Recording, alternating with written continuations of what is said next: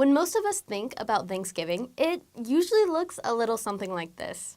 But the origin of this holiday isn't exactly as simple as you would think. On this episode of View from the U, we'll be talking about the real story of Thanksgiving and what it means for us today.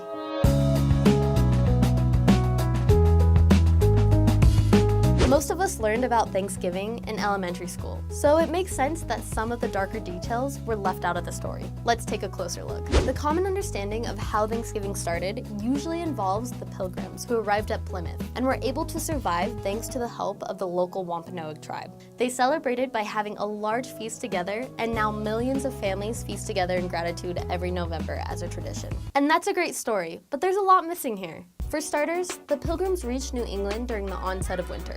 By spring, around half of them died from diseases like dysentery, pneumonia, tuberculosis, etc. And those Wampanoag Indians were actually on their last legs when they met the Pilgrims. After many of them were sold into slavery, exposed to new diseases introduced by white colonists, and on top of it all, they struggled to defend themselves against the rival tribe, the Narragansett. After the Pilgrims met the Wampanoag tribe, they both realized that a mutually beneficial relationship was the only way they could both survive. The Pilgrims would supply the Wampanoag tribe with weapons to defend themselves against the Narragansett, and the Wampanoag tribe would help the Pilgrims grow food. Hey man, teamwork make a dream work. Sometime in the fall of 1621, the Pilgrims and the Wampanoag tribe got together for a 3-day harvest celebration in recognition of the success of their partnership. And from that moment on, America had Thanksgiving. Kind of. While we base Thanksgiving off this initial feast, the Pilgrims never called it Thanksgiving. There's also no record showing that it happened again after that year. In fact, just 2 years after, the Pilgrims had a religious day of giving thanks and fasting, which is what they actually called Thanksgiving.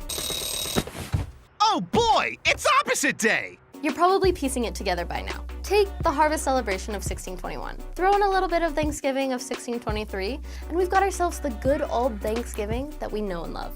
And it certainly seems that way. Over the rest of the 1600s, other New England colonies began to follow in the footsteps of the Plymouth colony and started having their own Thanksgiving feasts. As this tradition began to gain traction, many U.S. presidents such as George Washington and James Madison issued proclamations of Thanksgiving to express gratitude towards things like America's independence. However, it wasn't until 1863 when Abraham Lincoln heard Sarah Josepha Hale's campaign to make Thanksgiving a national holiday. She had been working towards this for 36 years. Lincoln saw the opportunity to unify the country during the Civil War and marked the last Thursday of November as the official day of Thanksgiving. However, in 1941, this changed to the fourth Thursday of November. I hate how indecisive you're getting. I'm not indecisive, Yes, I just you can't are. decide. So how did this turn into this? In regards to how the turkey became the staple of Thanksgiving celebrations, well, no one really knows.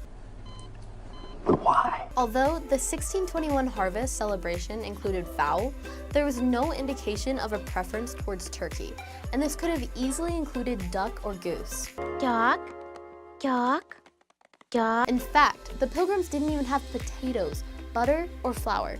You know what that means? No mashed potatoes or pies. All around me are familiar faces. In 1924, what initially started as a Christmas parade eventually became the Macy's Thanksgiving Parade. It originally spanned 6 miles long instead of the 2.5 it's at now, and the huge balloons we see today had replaced circus animals such as elephants, tigers, and camels. Somewhere down the line, it also became tradition for the president to pardon a turkey to save it from becoming someone's dinner.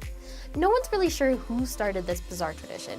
Some say Lincoln, some say Truman, but we do know that John F. Kennedy was the first to officially pardon a turkey while in office. Weird flex, but okay. There's a lot of Whack. traditions that we could go on about, but we can all agree that spending time with family and reflecting on what we're grateful for is the essence of Thanksgiving, besides the 4,500 calories that you'll probably end up consuming for dinner.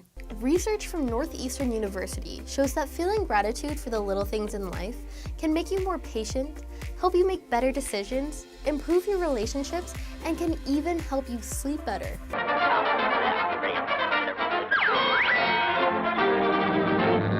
So the story of Thanksgiving is pretty depressing, and it might seem like a pointless holiday. Nevertheless, we should focus on the importance of being grateful. Holidays are what we make them. So let's make it right. But really, we should use this time to appreciate all the good things we have. Thanks for watching. We'll catch you Lexi Hogan, but until then, I'm next week.